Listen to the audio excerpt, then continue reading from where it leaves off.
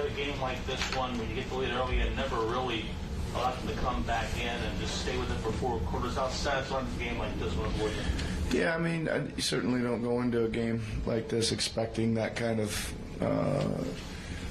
game to break out, to be honest with you. But, I mean, we obviously, when the 3 balls start going in the way they did early, I think that just energizes everybody and defense gets a little bit better and confidence just stays up the whole game. I thought everybody was stepping into shots and everybody was creating shots and playing pretty hard. What can you really say about Joel, just with his ability to just make plays for others? Well, he draws a lot of attention, right? Because he's, such a good scorer, and usually you got to take your choice of how you're gonna stop him, or are you gonna come off of people, and we just keep working on all the things that we possibly can see with them sending multiple players to us, and some of it's taken some time, but we'll just keep working at it, and he's certainly willing to fire it to guys, and he's doing a pretty good job of that. And I think he's mixing it up pretty good. I think when he does see some space, he's going to go down.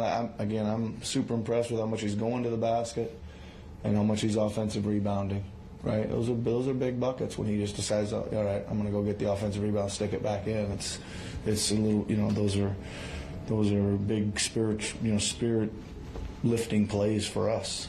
It looked like when he got this quick 2 on him, you guys went into a 2-3, it looked like, for a decent chunk of that. Was that the plan to do that, or was that a byproduct of him getting in foul trouble, and it seemed like it had some success against them? Yeah, it's a little of both, Tim. I mean, I think that's one way when you're trying to protect somebody from fouls, do go to zone some, but it was also the product of we didn't get off to a very good start defensively, right? We just were like, just something to kind of shake us up too. So that's kind of the other. Usually you're trying to change some rhythm of a game, and it was our bad defensive rhythm we were trying to change, and then that was just kind of extra as well. Attention that Joe draws, how much did that contribute to the 3-point shooting tonight?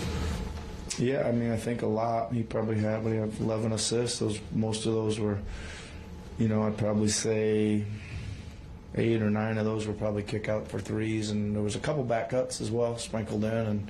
And again, that's kind of what we're trying to do. If you're gonna take one thing away, we're trying to see the other one. So he sprinkled in again a little bit of rim cutting, but most of them were kick outs. So again, he's playing. That's it, man.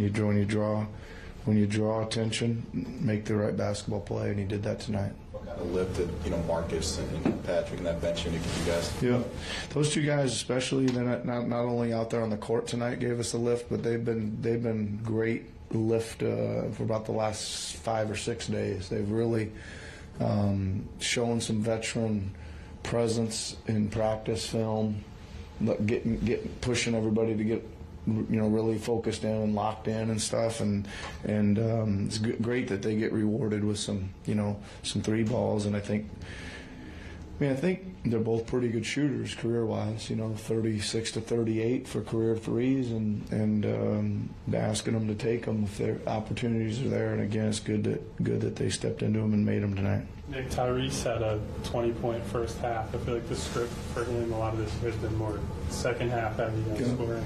What do you think allowed him to get off that? He had mentioned that he was just going to come out and be way more aggressive at the start tonight. He did. He just said, man, I got to get into the game sooner. It's kind of was his comment. He obviously did that, right? Think that. And he was moving so good, and even all that back and forth between him and Joel. But when he was turning on the jets, he was getting separation for a 3 left or turning the corner, and I thought he played a little more physical than he's been playing too. He decided to, instead of getting run into, he started to doing the running into right a few times when he turned the corner with a lot of speed and put his shoulder down. But he was I think his mindset was going in there to go a little earlier tonight. What do you think was it? When a player comes to you like that before a game and says, I want to be more aggressive, or I need to be, do you automatically go to I got to design more looks for him as a Well, scorer? I mean, listen, he creates a lot of that stuff on his own. I did more after when he started hitting some threes. I started designing. There was maybe 3 play calls that came back, and he got threes on those. So I was more designing them for that. But more, you probably won't be surprised by this answer. When he tells me I'm going to be more aggressive tonight, I say, well, I should only tell you that every day. I know you that every day. I'm good. You tell me once, I said, well, you got a few to catch up. But yeah, so it's good. What do you think was the driving force behind him telling you that before the game and feeling that way? Just kind of what those guys already mentioned. I think he's maybe sat back and tried to get a bunch of people involved. Really trying to get people involved, and I don't know. He just decided tonight was the night he was going to be a little bit more, turning the corner. We also knew game plan wise too that we didn't think they were going to let the ball go back to Joel much in the pick and roll. So that means he's got to turn the corner, right? Nick, this is pretty easily the best passing game for Joel's career, one of them. What have you seen this season from him that's different in terms of how he reads the floor compared to when you coached against him in the past? Well, I'm just still learning some stuff, right? But I think that I'm trying to put him in positions where he can see better and get him out of the positions that are more difficult for him. And I think I'm learning some of those, or we are. And again, we spend almost every day we do something where we put him places and move the pieces, and he stays in, and 4 new guys come in, and we do it again. And we're just trying to figure out, just where he's more comfortable, right, and where he sees best. And then again, the other guys got to do what they're supposed to do too. And a lot of that's involving a lot more movement, I think, than the past. So we're constantly on, the cutting and the relocation and the respacing, rather than just standing there with your hands up. To him in the last few days, he guarded Shea Gilgeous-Alexander tonight, some LeBron, even some Davis in spurts. I guess how valuable is it to have someone who can guard so many different, spectrums of the league? Yeah, it's super valuable, right? It's super valuable in a lot of ways, and he just does a lot of it by working.